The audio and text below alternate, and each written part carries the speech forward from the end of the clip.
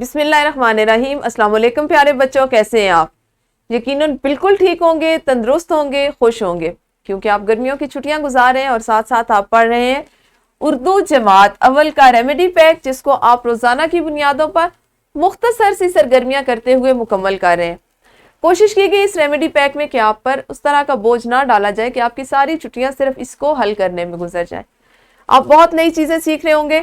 یقیناً آپ نے کیو آر کوڈ میں دی گئی ویڈیو دیکھی ہوگی، اس سے اپنا نام لکھنا سیکھ لیا ہوگا۔ سب سے پہلے آپ نے اس جملے کو مکمل کیا ہوگا، اور پھر جو سرگرمی تھی یہاں پہ آپ نے اپنا نام خوبصورت اور خوشخط انداز میں لکھا ہوگا۔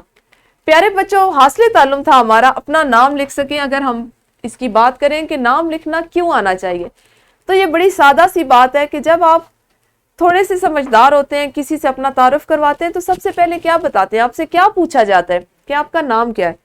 نام آپ کی پہچان ہے، آپ کی شخصیت کا عکاس ہے، ظاہر کرتا ہے کہ آپ میں کس حد تک خود اعتمادی۔ کسی بھی بچے کے اعتماد کو اس کو دیکھنا ہو، اس کو جانچنا ہو، تو سب سے پہلے یہ معمولی سا سوال پوچھا جاتا ہے کہ آپ کا نام کیا ہے۔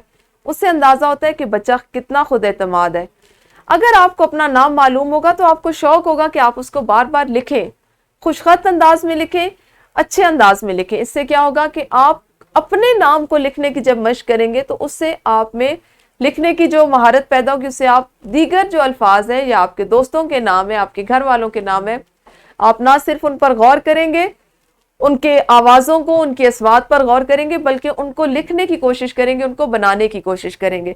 تو یہ ہمارا مقصد ہے کہ آپ اپنے نام سے آغاز کریں خوشخط لکھنا۔ اس لیے آپ سے کہا کہ ہر بچہ اگر ابھی سے یہ عادت اپنائے گا کہ وہ ناموں کو اس انداز میں لکھے، اس میں رنگ بھرے، اس کے لیے اچھے قلم کا، اچھے خط کا استعمال کرے، تو یہ عادت آئندہ وقت میں، مستقبل میں بھی اس کے کام آئے گی۔